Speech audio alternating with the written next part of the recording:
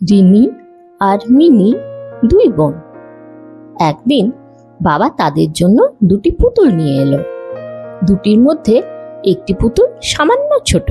Mini আগে ভাগে বড় পুতুলটা তুলে নিল। রিনি ছোট পুতুলটা নিয়ে খুশি হলো। একদিন মা তাদের জন্য দুটি ফ্রক কিনে আনলো। একটি ফ্রক খুব উজ্জ্বল, অন্যটা একটু সাদামাটা। রিনি উজ্জ্বল ফ্রকটা হাতে নিতেই মিনি তার হাত থেকে কেড়ে নিয়ে বলল, এটা আমি নিলাম। রিনি কিছুই বলল না। একদিন রিনি মিনির এক বন্ধু তাদের বাড়ি খেলতে এলো। মিনির বড় পুতুলটা দেখে সে সেটা নিয়ে খেলতে চাইল, কিন্তু মিনি দিতে রাজি নয়। হিংসুটে বন্ধু তখন পুতুলটা দিল ভেঙে। তখন মিনির কান্না দেখে কে? বন্ধু চলে গেলে রিনি এসে তাকে বলল, আয় আমার পুতুলটা নিয়ে দুজনে মিলে খেলি। মিনির মুখে হাসি ফুটল। সে বলল, তাহলে আমার নতুন ফ্রকটা তুই পরিস।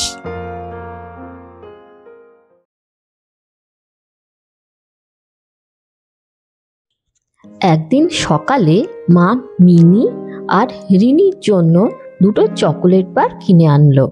বিকালে খাওয়ার জন্য বার দুটো মা তুলে রাখলো। কিন্তু মিনির খুব লোভ হলো। চুপি চুপি সে রিনিকে ডেকে নিয়ে এলো। তারপর দুজনে লুকিয়ে লুকিয়ে চকোলেট খেয়ে ফেললো।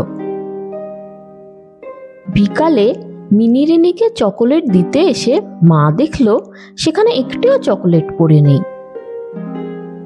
মা দুজনকে ডেকে জানতে চাইলো চকোলেট কোথায় গেল। দুজনে একসঙ্গে উত্তর দিল। মিনি বলল, আমি কি জানি। আর রিনি বলল, আমরা খেয়ে ফেলেছি। মা মিনির দিকে তাকালো। বাধ্য হয়ে মিনি সত্যিটা স্বীকার করে নিল। মিথ্যে বলার জন্য মিনি বকা খেলো, আর লুকিয়ে চকোলেট খাওয়ার পরেও সত্যি বলার জন্য রিনিকে এবারের মতো ক্ষমা করে দেওয়া হলো।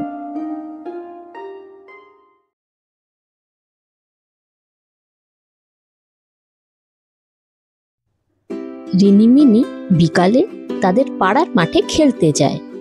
রিনিদের পাশের বাড়ির তিন্নিও ওদের সাথে খেলে। একদিন সকালে বৃষ্টি হওয়ায় মাঠে একটু কাদা ছিল। হঠাৎ কাদায় পা হড়কে তিন্নি গেল পড়ে। তিন্নিকে ওইভাবে পড়তে দেখে মিনি হো হো করে হেসে উঠল। রিনি দৌড়ে গিয়ে তিন্নিকে তুলে দাঁড় করালো। তিন্নির খুব একটা লাগেনি, কিন্তু মিনিকে অমন করে হাসতে দেখে তার খুব লজ্জা লাগলো। সে বাড়ি ফিরে গেল। রিনি মিনিও বাড়ি ফিরে এলো। রিনির গম্ভীর মুখ দেখে মা জানতে চাইলো কি হয়েছে।